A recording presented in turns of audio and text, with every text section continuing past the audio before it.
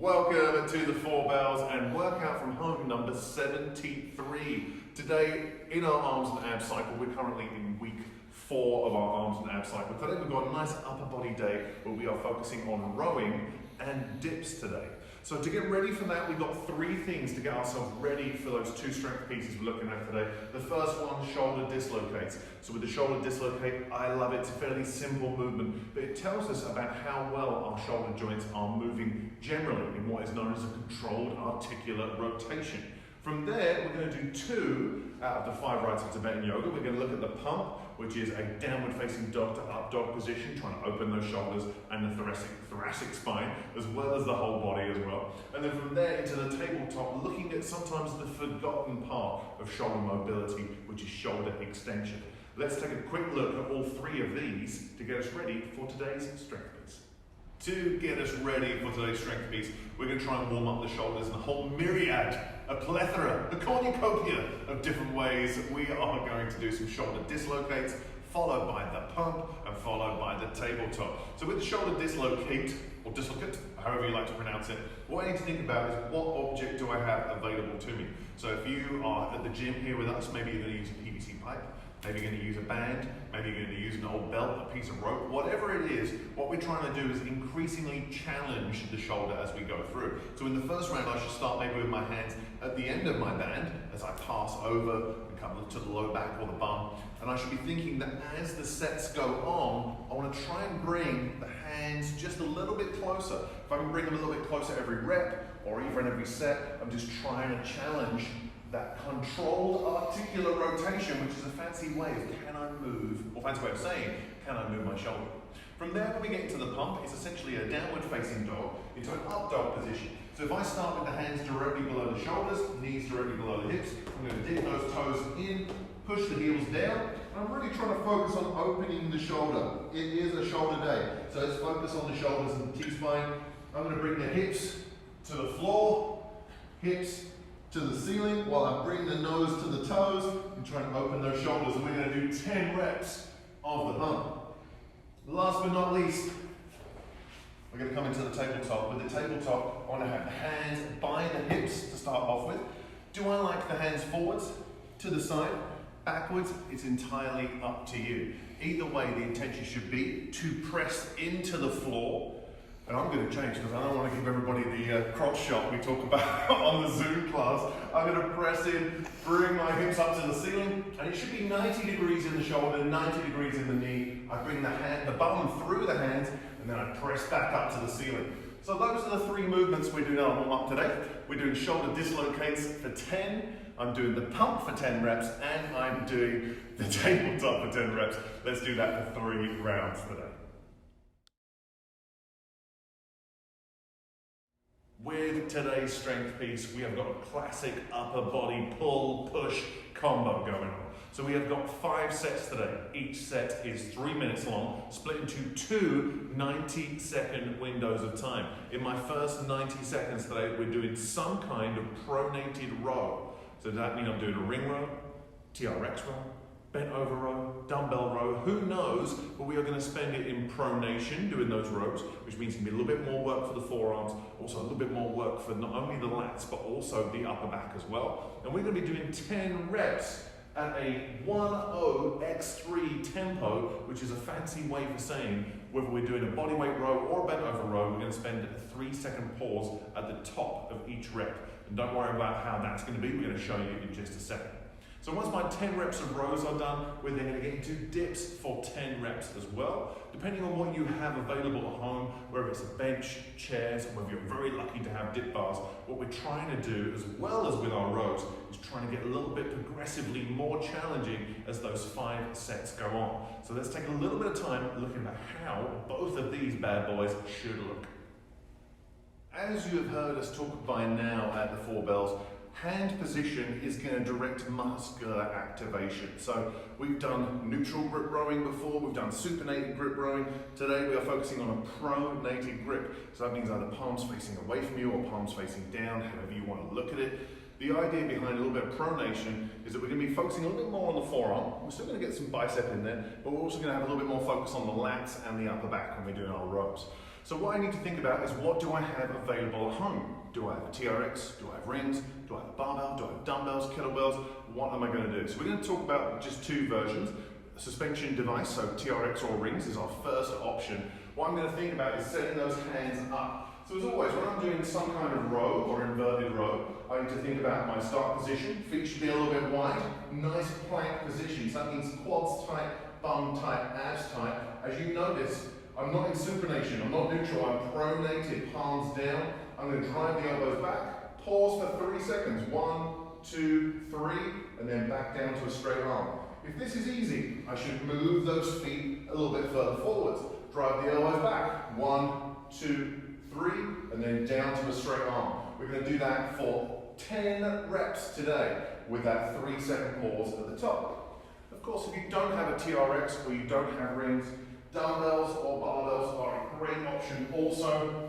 All we need to do is get into that Romanian deadlift position that we've spoken about before. So that means hinging forwards, pushing the hip back, keeping that spine nice and neutral. I drive the elbows back. 1, 2, 3, and then slowly down to a straight arm. Drive it back. 1, 2, 3, and then down to a straight arm. That's what we're doing for rows today. 10 reps, 3-second pause at the top, and try and make them progressively heavier as those 5 sets go on. With dips today, as always, we've mentioned this a lot. Every time we do dips, we talk about this. What is the object that my hands are on when I start dips? So things to always remember is shoulder health.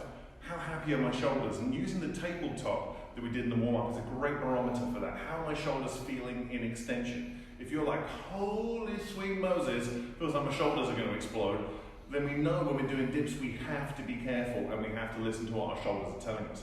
So that means if I'm starting dips on something like a bench or a box like I've got here at the gym versus a pair of dip bars where the stability point is either side of my body, all I need to think to myself is listen to your shoulders, because I'm already going to start the movement in extension. So there's already pressure on the shoulder before we even start. So when we're doing dips today, I get the hands set up. All I want to think is shoulders away from the ears. We're not shrugging, shoulders come away from the ears. And I can start with the legs bent. See if I get a shoulder below the elbow. From there, maybe it's legs straight. I'll navigate around the box. If that's easy, elevate the feet onto a box or a chair. And if that's super easy for you, and if you've got a plate, I wouldn't say anything too chunky, because it's going to mess with your ability to close your hip when you do your dips. But if I can, add a plate or something flat or something not too big, and use that to do my dips today as well. So with our dips, just like our rows, we are doing 10 reps today, and if we can, across those 5 sets, trying to get progressively more challenging as we go.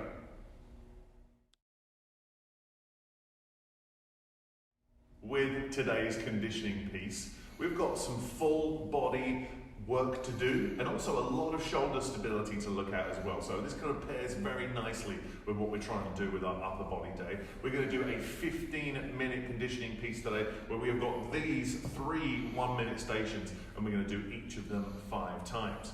In our first 1-minute station, we're going to be bear crawling for a full minute. So we're going to talk about how to bear crawl and how to do it properly and the different variations of it. And of course, how to approach it regardless of how big your workout space is.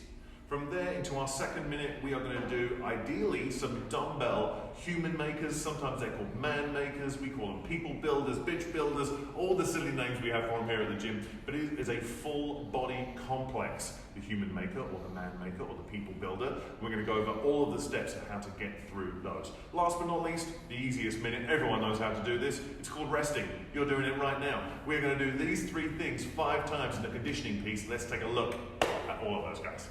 The first movement in our conditioning piece is bear crawls. So some people always wonder why we do crawls at the gym, and the main reason is for vestibular system development, which basically means trying to make sure that you don't lose movement patterns as you get a little bit older. We find that as kids, we develop a huge amount of movement patterns, particularly if we go into things like martial arts or dance, and then as we get older, invariably we get stuck at a desk more and more, and in turn our body kind of just loses those movement patterns. So the reason why we do crawling and cross-crawling and some things called transverse locomotion, moving opposite hand and opposite leg, we like to do those to help you maintain those movement patterns. So when it comes to bear crawling today, we're going to do exactly as I said. We're going to do an opposite hand, opposite leg movement. It's not that complex. You do it all the time when you are walking around. So there's a few different types of bear crawl we need to pay attention to. First of all, hood goes up, because I know it's going to go up anyway.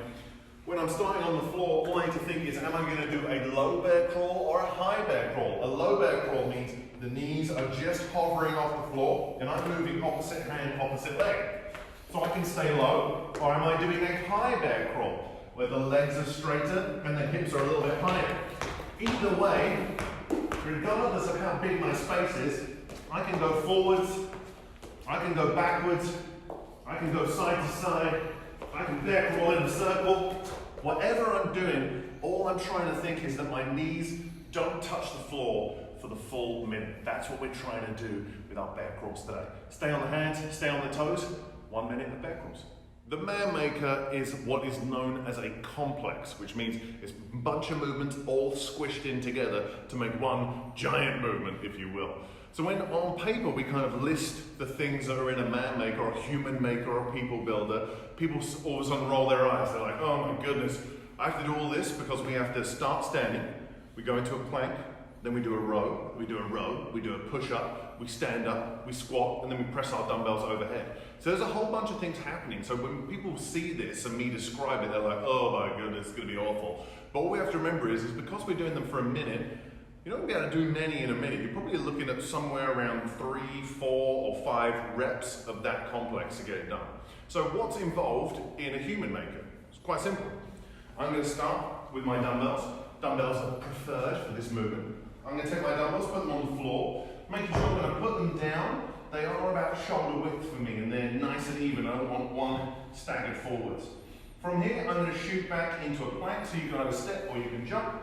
I want to make sure the feet are nice and wide in my base because I'm going to do a row, and then I row the other side, perform a push-up.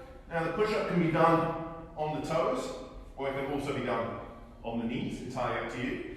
From there, I jump back in, I stand up, we do a little clean to the shoulder, keeping the elbows up, I descend into my squat, and from there, I press overhead, back to the shoulder, back to the hips, and that is 1 rep. So the idea today is whether we're doing bear crawls or man makers, trying to move consistently in each of those 1 minute pieces. Then we'll be taking 1 minute delightful rest, and we're going to do that for 5 rounds today. Enjoy, have fun, let us know how you go.